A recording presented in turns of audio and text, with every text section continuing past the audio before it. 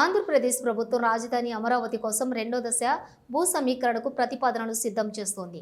ప్రస్తుతం రాజధానిలో భూమికి సంబంధించి వివిధ అవసరాలకు పోగా 2000 ఎకరాలే ఉంటుందట. అదే సమయంలోని భూముల కోసం వివిధ సంస్థల నుంచి వినతులు వస్తూ ఉండటంతో రెండో దశ భూ సమీకరణపై ప్రభుత్వం ఫోకస్ పెట్టింది.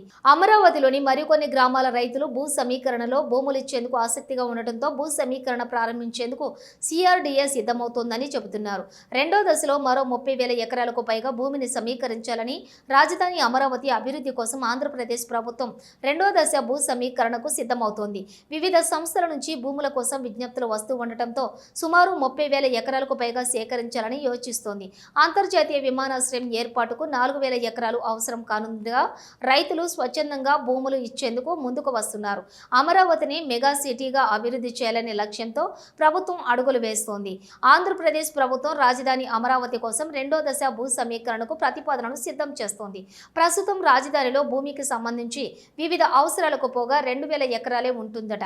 అదే సమయంలో భూముల కోసం వివిధ సంస్థల నుంచి వినతులు వస్తూ ఉండటంతో రెండో దశ భూ సమీకరణపై ప్రభుత్వం ఫోకస్ పెట్టింది.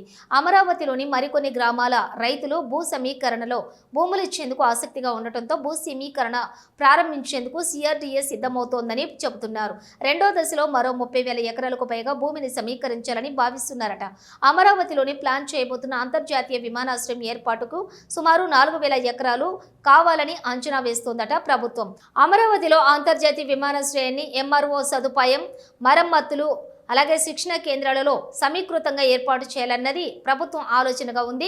అయితే ఈ అంతర్జాతీయ విమానాశ్రయానికి దాదాపుగా 4,000 ఎకరాలు కావాలని అంచనా వేస్తూ ఉండగా ఈ ప్రాజెక్టు చేపట్టేందుకు ఒక ప్రముఖ సంస్థ ఇప్పటికే ఆసక్తి కనబరిచినట్లుగా తెలుస్తోంది. రాజధాని అమరావతి నిర్మాణానికి మరిన్ని భూములు అవసరం అవుతాయని ప్రభుత్వం అంచనా వేస్తోంది. భూ సమీకరణ విధానంలో భూములు ఇచ్చేందుకు రైతులు స్వచ్ఛందంగా ముందుకు వస్తూ ఉండటంతో భూ సమీకరణ కోసం ప్రభుత్వం ప్రతిపాదనను సిద్ధం చేస్తోంది. ఈ మేరకు ఎక్కువ మంది రైతులు ముందుకొచ్చిన గ్రామాలలో మొదలుపెట్టి దశల వారీగా భూ సమీకరణ చేయాలని ప్రభుత్వం భావిస్తోంది. పలు సంస్థలు రాజధానిలోని భూములు కావాలని కోరుతూ ఉండటంతో పాటుగా కేంద్ర ప్రభుత్వ రంగ సంస్థల కార్యాలయాలు, పరిశోధనా కేంద్రాల ఏర్పాటుకు కూడా భూములు అవసరం ఉంది అంటోంది ప్రభుత్వం. అలాగే భవిష్యత్తులో అమరావతి, విజయవాడ, గుంటూరు, మంగళగిరి, తెనాలి ప్రాంతాలను కలిపి మెగా సిటీగా అభివృద్ధి చేయాలనేది ప్రభుత్వం యొక్క భావిస్తోంది.